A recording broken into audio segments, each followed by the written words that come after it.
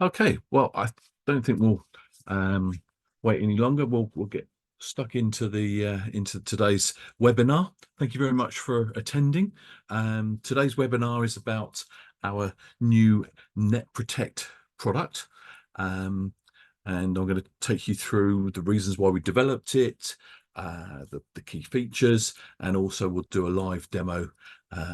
As long as the demo gods are on my side and it doesn't have any problems, I'll take you through how it operates on my boat.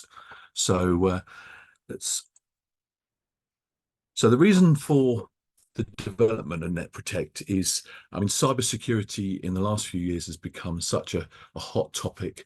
In an ideal world where everyone got on with each other and there was no such things as a hacker, we'd all be able to not have passwords and not have to worry too much about security. But now, with so many people out there that are technically capable of hacking into systems, we're very, very conscious in the marine world of the potential for the NMEA 2000 in particular networks that are on the boats to be hacked. There's been quite a few cases of vehicles being hacked, quite high profile news stories about that. Also some trucks have had been hacked for in the US. So the NMEA organization, having heard about these horror stories in other industries, were very keen to immediately look at our own industry and how the NMEA formats could be attacked by a hacker. So I was asked, along with a few other people from other companies, to form a cybersecurity working group for the NMEA. And we're now looking at all aspects of security on boats, from the older NMEA 0183 systems through to NMEA 2000, and also the new NMEA OneNet systems. And there'll be a whole series of initiatives taken in the next coming years to try and really make our marine systems as robust and protected against cybersecurity as possible. So one of the problems is that there's so many new developments coming out now, in particular related to the Internet of Things, where we're getting equipment to talk to each other, to talk remotely to the cloud. And there's really, on a typical modern luxury yacht, you could have multiple connections to the internet, and number of devices on board that are making connections to the internet and to cloud servers. So the chances, in the past, your boat was very secure because you had this, you had water around you, you knew who was on board, and there was no way that anyone could look at the data on your systems. But now, with all these cloud connections and connectivity systems that are being fitted on boats, there's a real risk to hackers being able to remote, even with low cost equipment like a Raspberry Pi. You can go on and online and find out how to hack a CAN network with a Raspberry Pi. So you don't have to be have lots of expensive technical capability or knowledge. You can find these hacks online, and it only needs a potential hacker to discover a weakness in one of the systems on board the boat, and they can then access the NMEA 2000 network. So what we looked at was, as a first attempt, was to create, because it's very difficult to introduce new things onto NMEA 2000, and because it means that every manufacturer of the NMEA 2000 equipment has to then implement those new security measures. So what we did, we took a different approach. We looked at ways in which we could create one product so that just one manufacturer had to do the work, and that one product could act as the if you like, the policing the NMEA 2000 network, constantly monitoring the network for signs of malicious activity. So that's where the idea of Net Protect came out from.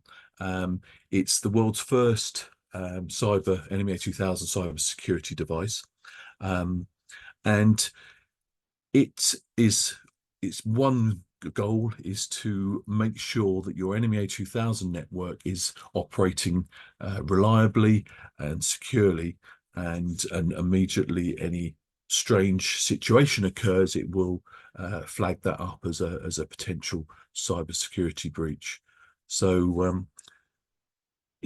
those of you familiar with our Digital Yacht products will recognise the form factor of the enclosure. It's a very similar to our Navlink family of wireless devices. It's got an integral NMEA 2000 cable, so literally installation is really easy. You just find a spare T-piece on the network and plug it in. It takes its power from the NMEA 2000 network and has all the data connections in that one cable. It's got its own internal 92 decibel buzzer. If it detects anything going wrong, it will sound that.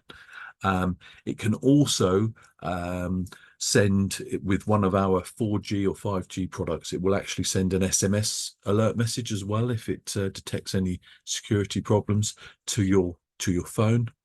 And it can also cause uses NMEA 2000 alerts to so if you've got say like a Garmin MFD system on the boat, on the Garmin MFD, a screen will pop up if something happens, and it creates an alert. So, as I said, installation is really simple. It creates once it's plugged into the network and powered up, it creates its own wireless network, or you can actually configure it to connect to the boat's existing wireless network. So if you've already got a big wireless network on the boat, you can tell Net Protect to connect wirelessly to that network rather than create its own. But initially, when you first turn it on, it pops up. It has a wireless network that you connect to with a password, and then once you've connected to that, you use your browser to bring up the Net Protect web interface. So you don't need any sort of complicated or special apps to do it. It can all be done from any mobile device's web browser. And also it has it can have updates in the future, because obviously situations with security and new threats are always occurring. So we can make it very easy to update the Net Protect through its web interface as well. So, and then there's a series of different, I won't spend too much time on this because my live demo with the real products will go into more detail, but you can get a device list, you can have a look at the PGNs that are on the network, you can data log the PGNs if you've got any issues that you want to report back to us. So that's similar pages that we have on our NavDoctor product, if any one of you are familiar with our NavDoctor product. So it's very useful extra information on the NMEA 2000 network available to the user. One of the key features of Net Protect is the installation process, because when a dealer or installer has created a new network on the device, on the boat, then the first thing they want to do is test that network, make sure everything's okay. And so what we've done is we've built in to Net Protect a series of installation tests and configuration tools that let you test the network. And also, if you want to change devices configuration information or CAN address, then you can also do that from the Net Protect, from the web interface. And so on the first group of tests are, again, I won't spend too much time on this because I'll show you these tests on the real product, but it will actually check to make sure that the products on the network are all certified. So it has a database of all the latest NMEA 2000 certified products. It checks that because one of the key things with NMEA 2000 is that each product on the network has its own unique 64-bit binary NMEA name, and a rogue device might well try to either use a name that doesn't exist in the NMEA database, or they might try and duplicate the name of another product on the network. So we do a series of name verification tests to make sure there's no strange NMEA named products on the network. Also, this gateway validation will be one of the features which will be continue to be worked on and updated in the future, because there's quite a lot of effort going on in the NMEA organization at the moment to come up with a more robust and trusted gateway solution. So gateways are seen as a weakness in NMEA 2000 networks, because they allow other devices to put data onto the network or take data off the network. So the gateways on the network are a potential weakness in the security system. So we will be doing more work with the NMEA to create this concept of a trusted gateway, where we validate the gateway and make sure that it is doing what it's supposed to do. Next set of tests that we have are what we call the network topography tests. So this looks for devices with duplicate device instances, so that you don't have multiple devices of the same type all trying to communicate using the same instance. We look at devices that are sending the same duplicate PGNs, because in theory, if you've got two devices, say, outputting the same PGNs, then one of those might be a rogue device that's trying to mimic or send bad data onto the network. And then finally, you've got data sources. So this test, in conjunction with the other tests, is used to identify the devices that are the primary data sources for data. So like the GPS, the depth, wind. If there's multiple transducers on board, this test checks to see which and identifies which device is the preferred source based on the lowest CAN address. So we're getting into quite a lot of details within the NMEA 2000, but obviously these are important details when it comes to cybersecurity. Finally, in the installation test, you've got what I call miscellaneous tests. So it's devices that are outputting no data. Because that's if you have a device that's outputting no data and it's got a higher priority than a device that's outputting valid data, then that again is not necessarily as a security risk, but it's something that can be causing the NMEA 2000 network to not be operating correctly and causing possible errors. Also, there's a product firmware test where it will actually check all the firmwares and produce a little report of all the firmwares of the devices that were the firmware that was in all the devices on the network when this test was run. So that's quite important one. It gives dealers a method of recording all of the firmware in the devices for their records, so that they know what firmware is available should anything happen in the future. And finally, the total lens. So this does a quick calculation of the bus loading in terms of power. So the len is the I can never remember what len stands for, but basically it's a method of telling how many milliamps each device on the network takes. So one len is equal to 50 milliamps, two len is 100 milliamps, and so on. And what you don't want is having the total devices in the network taking more than the current that's capable with the cables, which is about 2.5 amps on most NMEA 2000 networks. Okay.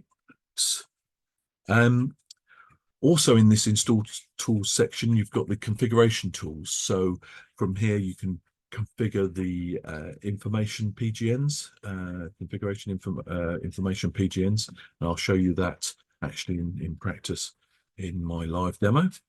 You can configure the instances of the devices. So you can, if you've got multiple devices of the same type, you can change their instance from the Net Protect.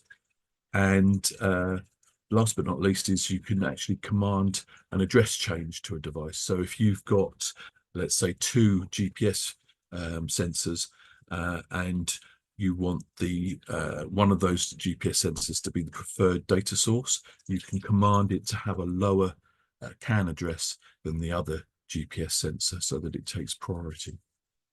So these are all tools that are useful to the installer or dealer when they're setting up the NMEA 2000 network.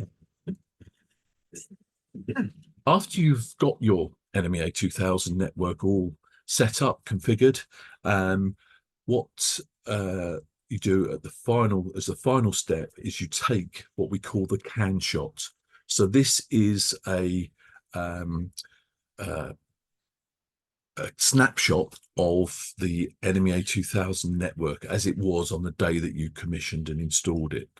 And this CAN shot is very important. It takes the details of all the NMEA 2000 devices on the network, and it stores it in non-volatile memory inside the Net Protect. And it then, from that point on, it will use that snapshot to test against any future activity on the network. So if it sees a new device appear that wasn't in the original snapshot, it will sound an alarm. If it sees a device change its CAN address from that original snapshot, it will raise an alarm. So all sort of behavior that could indicate that something is being hacked, or some change to the network which the user needs to be aware of. That's what this CAN shot does, and it's at the heart of the Net Protect's functionality. Without this CAN shot, it cannot monitor and protect the network. And once that CAN shot's taken, then that's it. The installation phase of Net Protect's done, and it goes into this 24/7 monitoring activity.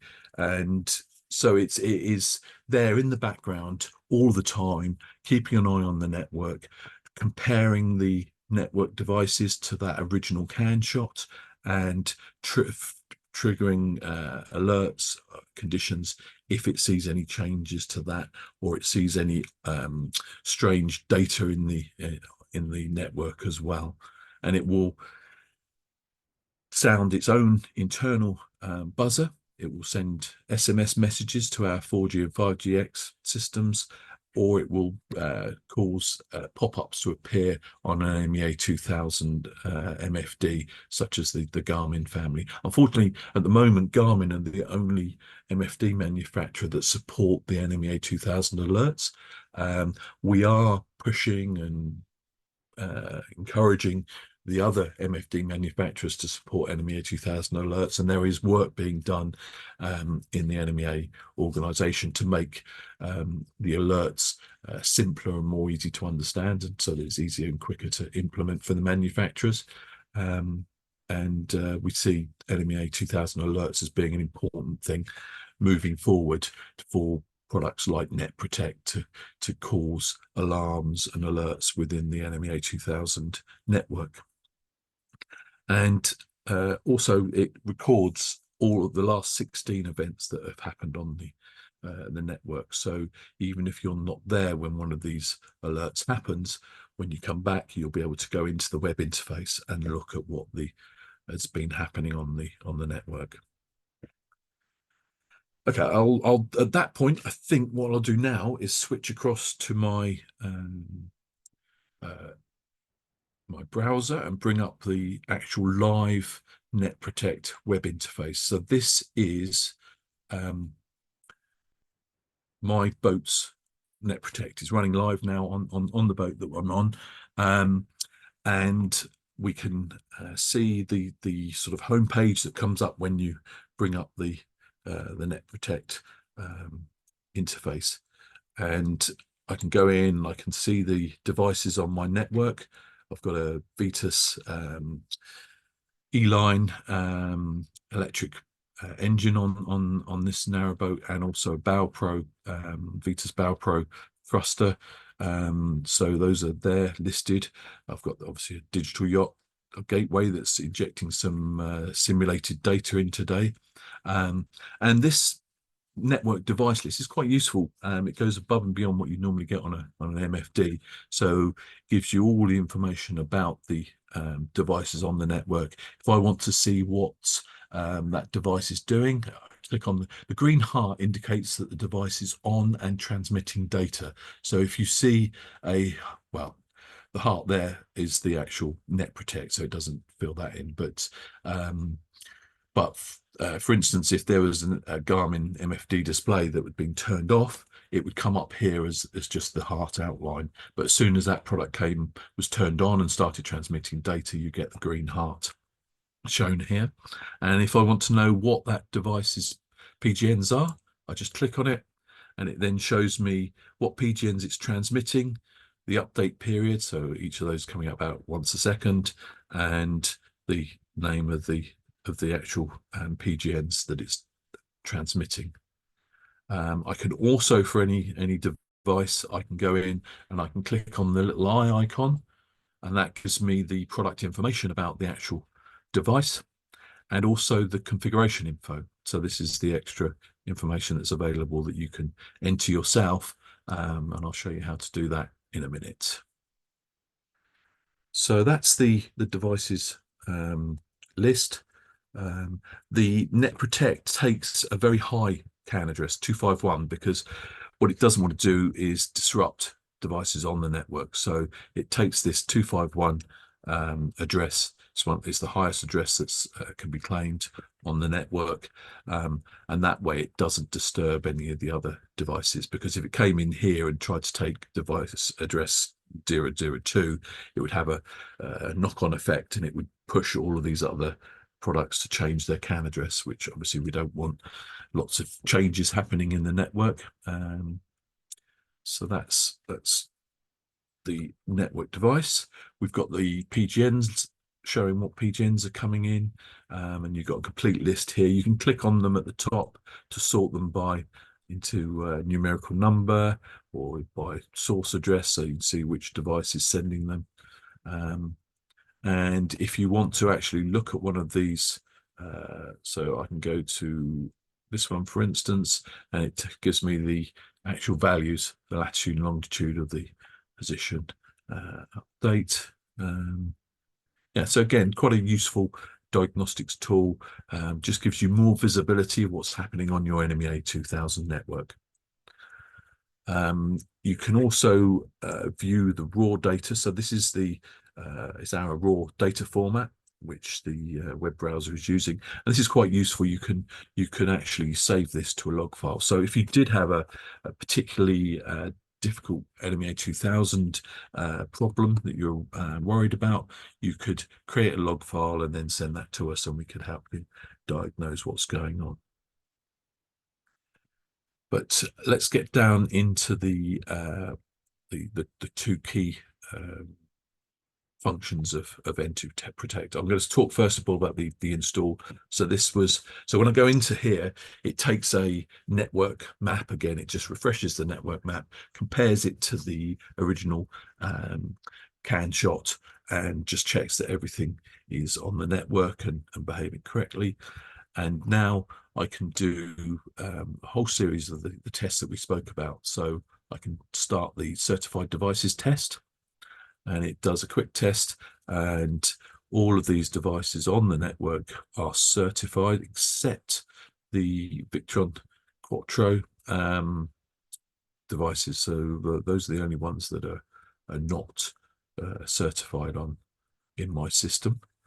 That which, if it was Acme Acme Inc., unknown manufacturer coming up here, then I'd be worried. But obviously, Victron is a reputable, very reputable make, and I'm not so worried about that not being a certified device.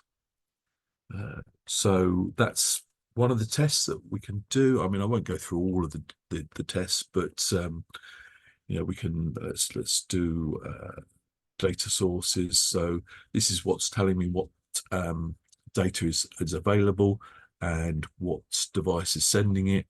That's the primary data sources. Else could we do? That's name verification is, could not find any non-standard NMEA names on the network. So again, so you just, as you, obviously when you're installing that network, you'll know all the products that you're fitting to it, but this is a good last test of everything to make sure that everything is okay. You can also do the configuration info programming from here. So actually, this has just become mandatory now from the NMEA. So every new product should be capable of having its configuration info programmed. So what it means is that if there's a particular device, let's say I'm going to pick this one.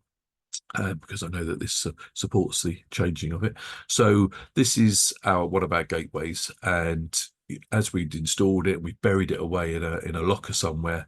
I want to just give some extra information, so I'm going to put on here in rear cabin locker, and I'm going to in the second. So I'm going to set that. And that's set that, and then it's just refreshing the network map because of the change that I've made, and I can now go back to the devices and down to our gateway there, and now that configuration change now. So anyone in the future wondering where this device is will be able to look at the configuration info, and it will say in there, in rear cabin locker. In the second bit of installation information, you might put, is connected to wind transducer, or whatever you want to have in there. So you get 2 lines of information that can be added to help people in the future know more about the installation. So that's one of the tools that we have available to us with the Net Protect. Just go back in, and we can do devices. Let's do a product firmware audit. Show you how that's. Let's try that again. So it goes through, and this is the report you get of all the devices on the network, telling you what firmware they've got in there. So that's quite nice, and you'll be able to print that out from your browser, or you can save it as a CSV file, include that in your installation report. And also that total len. So the total len for the network is 15. So that's 15 times 50 milliamps. So that's 3/4 of an amp, 750 milliamps. And that's well within the total number, and it gives you each of the devices. The ones that have len equals 0, those are the virtual devices. So that's where the Victron Quattro will have one physical interface, but it might have 3 or 4 different virtual devices that it creates. One for the solar charger, one for the smart shunt, and so on and so on. So that's why you're getting these lens equals 0. Yeah, so that's that test. And the network snapshot, let's just do that for you, show you how that is done. So this would be the last stage of the installation. Click start.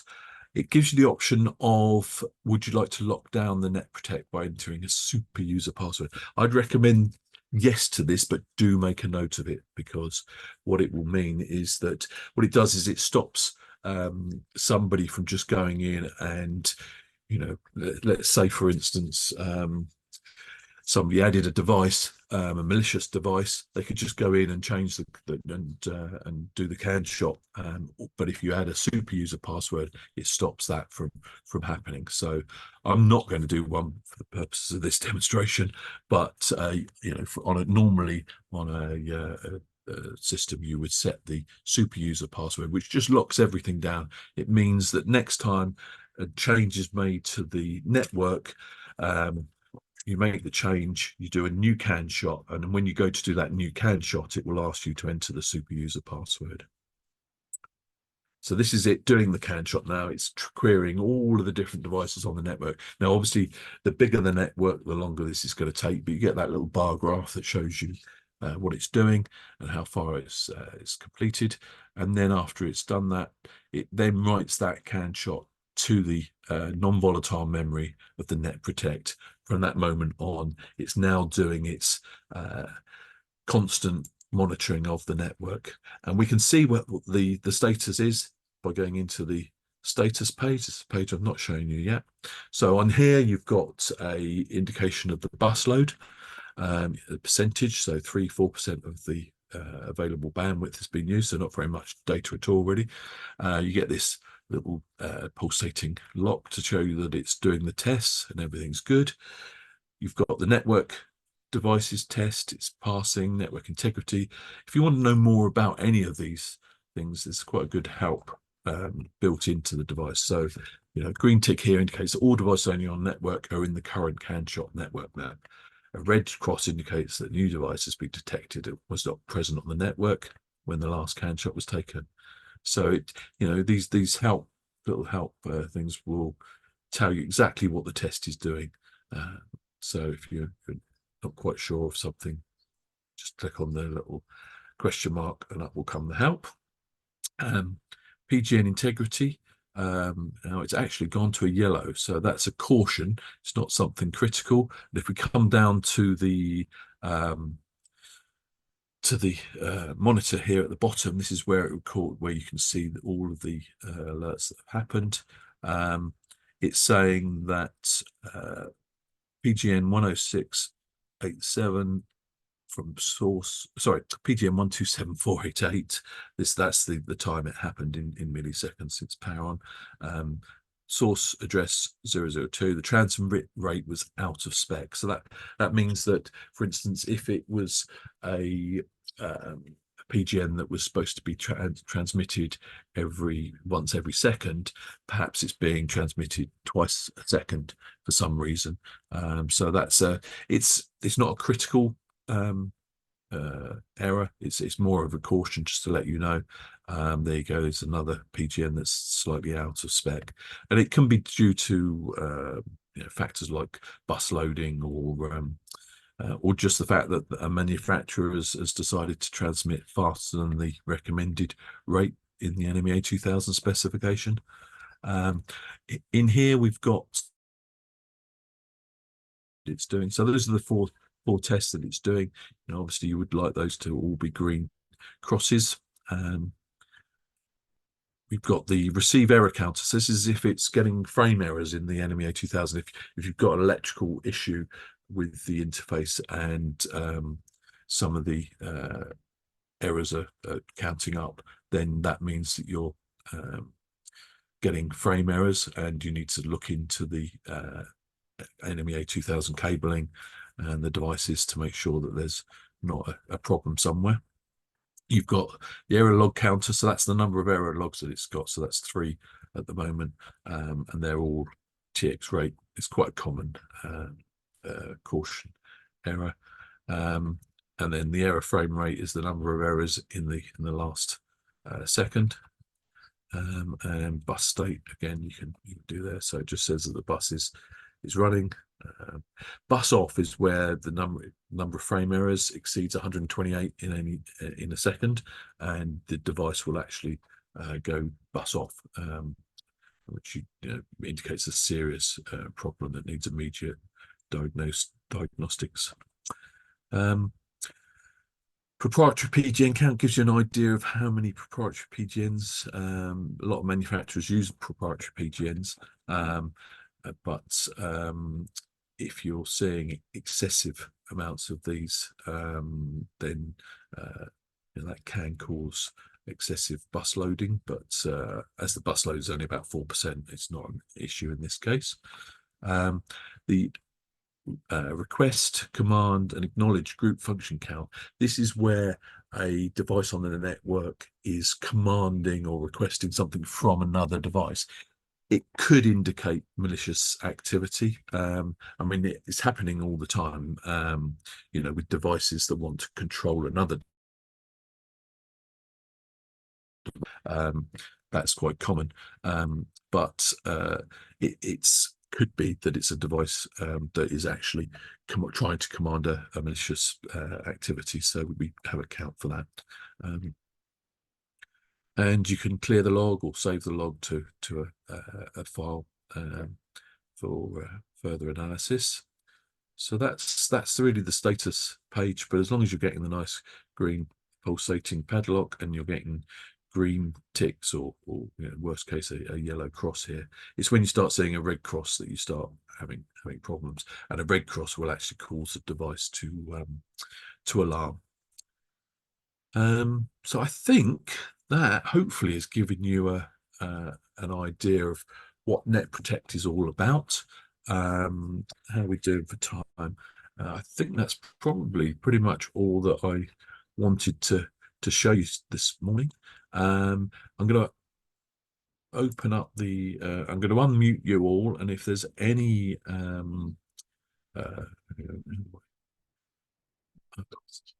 mute. Well, I thought I could unmute you all, but if you've got any questions, please just unmute yourself and feel free to ask.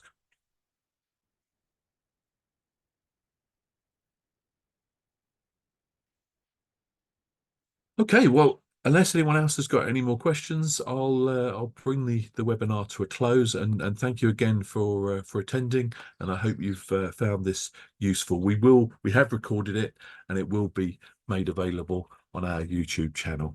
So thanks again, and I'll say goodbye for now.